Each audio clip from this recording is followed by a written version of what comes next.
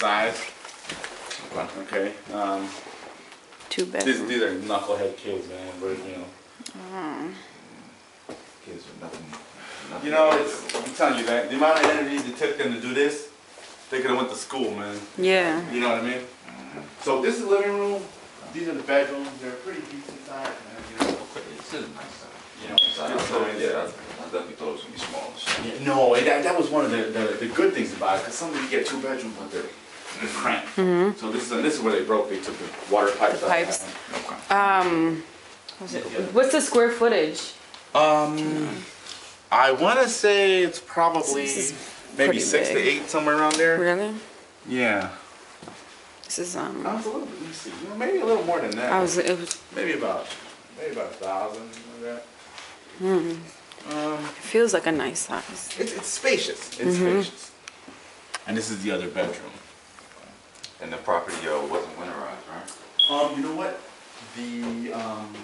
It was winterized. There was some antifreeze that they put down the tub. The water main was shut off. But when they rip the plumbing out, you still got to get the plumbing checked. You know? The good thing is each apartment has their own individual service tank. Okay.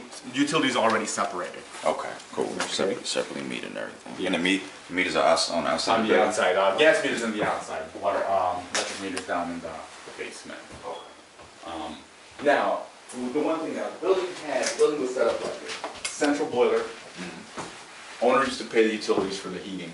Each unit had its own thermostat. All right. If you are looking at keeping the property, you know, for a few years, or one thing that I would suggest is over here on the other side, this building, and we can take a look at some of the units in there. The guy just went through a full renovation. It's kind of a mirror image of this building. What he did is he got rid of the central boiler and he put in small packaged forced air heaters, electric. So you're not messing with gas, you don't have to run a central chimney. And what he did was he utilized a small section of the closet. Okay. You know, he had power right there, hooked it up there, and he just ran a little duct. That way, the tenants paid their own cooking gas, light, and their heat. One of the biggest expenses you had here, wintertime, was the gas. Okay, and you know, real estate, once they're not paying for it, they don't really care. Absolutely. You know, when the tenants we had get calls from the city, oh, it's cold, and I'd come out here, and then they got their windows open. You know what I mean? And then, you know, once you call the city, you know, they get involved. So that's one of the things. If you can alleviate that and you let the tenant pay for it, that's more money in your pocket right there.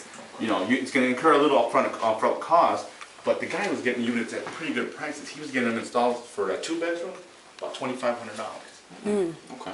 For a 2-bedroom, and for a 1-bedroom, it was like, you know, $2,100. Okay. So, but yeah, this is, you know, and you know, if you do that, because here's what they did.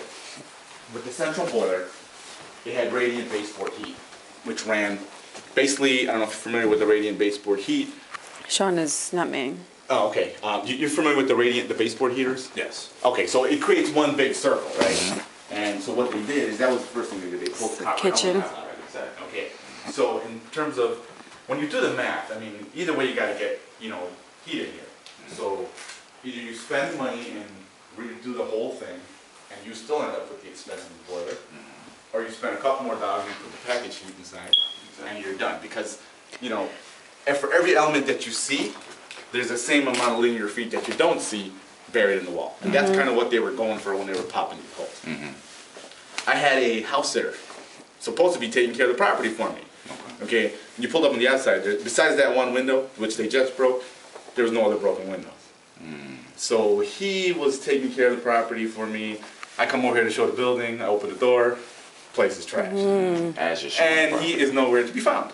So he had something to do with it. Absolutely. You know what I mean? Because, you know, nothing. I would drive by sometimes in the evening, make sure the doors are not popped open or nothing like that, and go figure. This is what happens. Wow.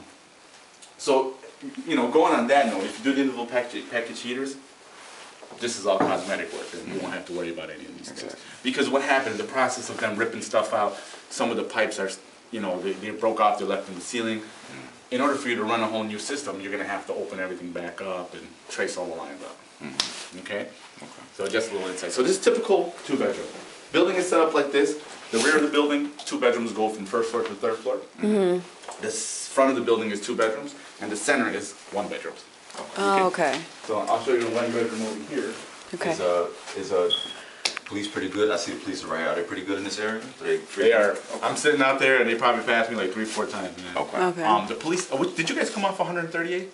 Yes, we did. So you passed the post office and the police Yeah. station Yeah. right there. Okay. And I'll tell you one thing, you know, this is Riverdale. It's not Beverly Hills. This particular block right here is really good. If you go 2 blocks that way, bad neighborhood. Completely different story. Completely different story. And if you notice on this side, there's some single family houses, some smaller units.